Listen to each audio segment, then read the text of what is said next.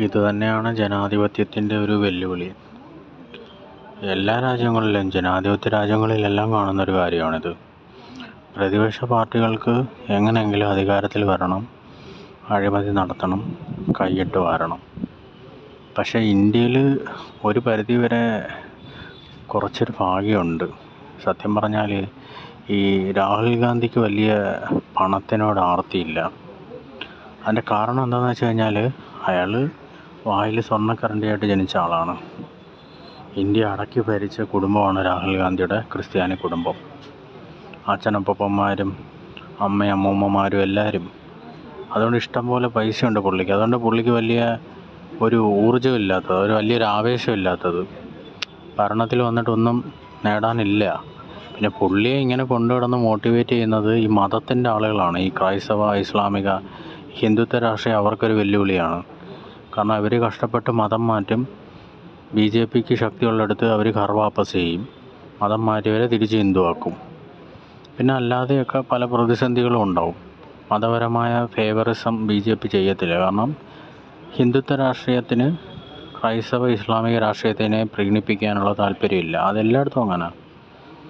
അപ്പോൾ അതുണ്ട്. പക്ഷേ എങ്കിലും ഭരണഘടനാപരമായ തുല്യനീതിയും കാര്യങ്ങളൊക്കെ കിട്ടുന്നുണ്ട്. പക്ഷെ മതപരമായ ഒരിത് അവർക്കത് കിട്ടത്തില്ല, ഒരു വില കിട്ടത്തില്ല.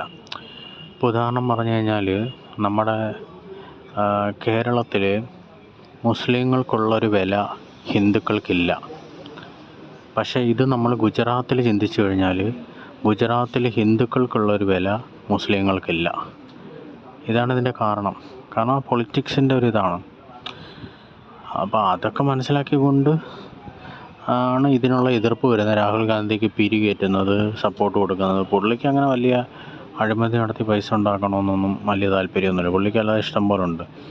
ഇപ്പോൾ തെരഞ്ഞെടുപ്പ് കമ്മീഷൻ്റെ മുമ്പിൽ സ്റ്റോക്ക് മാർക്കറ്റിൽ 20 കോടിയുടെ ഇൻവെസ്റ്റ്മെൻ്റ് ഉണ്ട്. അതൊന്നുമല്ല, ഇഷ്ടംപോലെ പൈസ ഫോറിൻ ഇൻവെസ്റ്റ്മെൻറ്റുകളൊക്കെ ഉണ്ട് ഇവർക്ക്.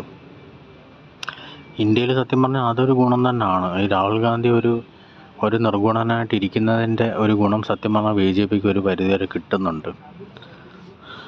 ഇപ്പോൾ കേരളത്തിലൊക്കെ എന്ന് പറഞ്ഞാൽ നമ്മൾ നോക്കിക്കഴിഞ്ഞാൽ, കോൺഗ്രസ്സുകാരെക്കാളും കൂടുതൽ ആവേശത്തോടെ BJP എതിർക്കുന്ന ആരാണ്? മുസ്ലിം ലീഗിൻ്റെ ആളുകളാണ്, ഇസ്ലാമിക രാഷ്ട്രീയവാദികളാണ്, ക്രൈസ്തവ രാഷ്ട്രീയവാദികളാണ്.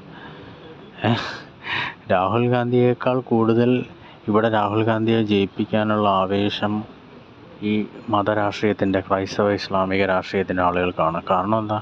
അവർക്ക് ഇയാളെ കൊണ്ട് ആവശ്യമുണ്ട്. അത്രയേ ഉള്ളൂ ഇതിൻ്റെ പിന്നിലുള്ള സംഭവം. പക്ഷേ ഇതൊരു ദുർവിധി തന്നെയാണ്.